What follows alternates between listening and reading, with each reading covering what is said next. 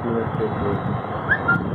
बात में करनी है, और बात अच्छा चलो ठीक बोलिए। मैं इंसानुल हक मलिक सम्मान न्यूज़ से। हमारे साथ हैं कम्युनिस्ट पार्टी के महासचिव हीरालाल जी। मैं उनसे जानना चाहूँगा कि कम्युनिस्टों का आधार जनाधार धीरे धीरे कम हो रहा है, जबकि किसानों, मजदूरों, वंचितों के लिए मुखर होकर लड़ने वाली कम्युनिस्ट पार्टी थी।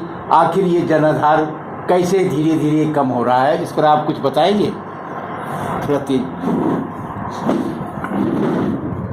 जनाधार हमारी कम्युनिस्ट पार्टियों का जो कम हुआ है, ये आमतौर पे इलेक्शन के आधार पे हम कह सकते हैं, लेकिन जो कम्युनिस्ट पार्टियों का आंदोलन मजदूरों किसानों के हित के लिए होता रहा है वो आज भी है। और आज भी किसानों मजदूरों के पक्ष में उत्तर प्रदेश में या पूरे देश में अगर कोई निरंतर और मजबूती के साथ लड़ने वाली ताकत है तो वो कम्युनिस्ट पार्टी ही है। हाँ, जनाधार कम इसलिए हो गया है कि जो जातिवादी और सांप्रदायिक राजनीति का केंद्र उत्तर प्रदेश और हिंदी भाषी क्षेत्र बने हैं, इसने कम्युनिस्ट आंदोलन का नुकसान किया है। और जो गरीब जातियां हैं वो कुछ भ्रांतियों में फंस करके जातिवादी और सांप्रदायिक दलों के साथ जुड़ गई हैं। और एक बड़ी चुनौती है कम्युनिस्ट पार्टी के सामने कि कैसे उनको उनके सही स्थिति से अवगत कराते हुए कम्युनिस्ट पार्टी के साथ जोड़ा जाए, और उस काम में हम निरंतर आंदोलन के जरिए लगे हुए हैं।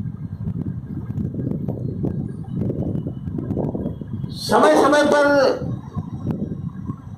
कम्युनिस्ट पार्टी एक जन आंदोलन खड़ा करती रही है, और जो ये कमियां आई हैं उनको भरने के लिए कोई आप अभियान चलाएंगे? नहीं, हमारा निरंतर अभियान है। हम सांप्रदायिकता के खिलाफ अभियान चलाते हैं, निरंतर चलाते हैं, हर साल चलाते हैं। CPIM और वामपंथी दलों के साथ मिल के चलाते हैं। जातिवाद के खिलाफ, खेत मजदूरों के पक्ष में, किसानों के पक्ष में, मजदूरों के पक्ष में जो हमारे जन संगठन हैं, खेत मजदूर यूनियन, किसान सभा, CITU, जनवादी नौजवान सभा, महिला समिति, उनके मंचों से अलग अलग, और कम्युनिस्ट पार्टी भी अपने मंच से, अपने बैनर से हम निरंतर सवाल उठाते रहते हैं। मनरेगा के सवाल पर, किसानों को लाभकारी दाम के सवाल पर, किसानों के अभी बाढ़ का सवाल है, उनको मुआवजा देने के सवाल पर। ये हमारा लॉकडाउन के दौरान में भी हर महीने हमारे लगातार आंदोलन के कार्यक्रम हुए हैं। इस विपरीत परिस्थिति में भी ये आंदोलन हमारा जारी है, और नीचे स्तर से जो हमारी ताकत है उस ताकत के बल पे हम ये काम कर रहे हैं।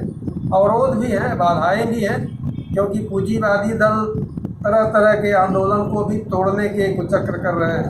उनके अलग अलग तरह के दाव पेच हैं जो जनता को भ्रमित करने के लिए जात के नाम पर, संप्रदाय के नाम पर कुछ भ्रांतियां पैदा करके गलत उनको कुछ इस तरह के वादे और नारे दे करके वो लगातार एक बड़ी ताकत के रूप में मीडिया के द्वारा, हर तरह के मीडिया के द्वारा उन्हें भ्रमित करने में लगी हैं।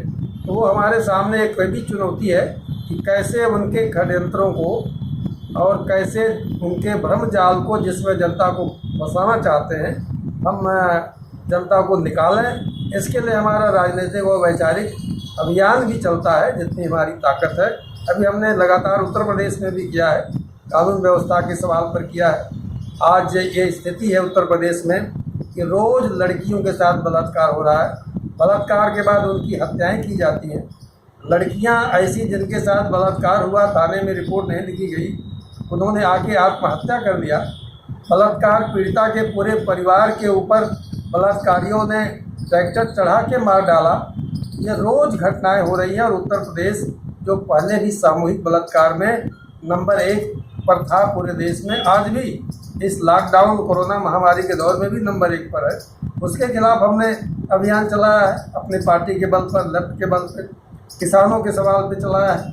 गरीबों का जो दुर्दशा है महामारी में, कि प्रवासी मजदूरों ने आत्महत्या करना शुरू किया है बेरोजगारी के स्थिति में, तो उनको 7,500 रुपये हर महीने कैश देने की मांग को लेके, 10 किलो अनाज मुफ्त में हर परिवार को देने, हर व्यक्ति को देने के मांग को लेके, क्योंकि हमने कहा सरकार से कि जब गोदामों में करोड़ों टन अनाज आपको भरा पड़ा हुआ है तो इसे बाहर निकालिए। इस दौर में जब लोग भूख से परेशान हैं, उन्हें जिंदा रखने का सवाल है देश की जनता को, तो उन्हें आप दीजिए इन सारे मांगों पर। और जो देश की संपत्तियों को बेचा जा रहा है धुआंधार तरीके से, उसको लेकर के, जो सरकारी नौकरियों में दलितों और पिछड़ों के कोटे खाली हैं, भरा नहीं जा रहा है, उस सवाल को लेके अभी हमारा पूरे 1 सप्ताह तक देश भर में, उत्तर प्रदेश में भी अभियान चला है। तो हम लोग अभियानों में ही हैं, और हमारी पार्टी आंदोलन और संघर्ष की पार्टी है, उसके बिना हमारी पार्टी हो ही नहीं सकती। वो हम जारी रखे हुए हैं और आगे भी जारी रखेंगे। ये पार्टी है जो मजदूरों, किसानों और वंचितों के लिए हमेशा लड़ती रही है, लेकिन कम्युनिस्ट पार्टी के साथ जो कुछ पूंजीपति मिलकर कर रहे हैं, निश्चित रूप से थोड़ा ठहराव तो आया है, लेकिन मुझे उम्मीद है कि आने वाले समय में कम्युनिस्ट पार्टी फिर खड़ी होगी और इस देश की सत्ता नहीं बल्कि पूरे भारत की जो कमियां हैं, जो आज दिख रही है, सत्ता नहीं परिवर्तन होगा बल्कि पूरा का पूरा व्यवस्था परिवर्तन होगा, जंगल राज खत्म होगा और पुनः भारत के लोग ईमानदारी के साथ एक अच्छे भारतीय होने के नाते अपने इस देश को एकजुट होकर के खड़ा करेंगे और जिस तरह भारत का भी सोने की चिड़िया था वो पुनः होगा। मुझे ऐसा उम्मीद है। आप सभी का धन्यवाद।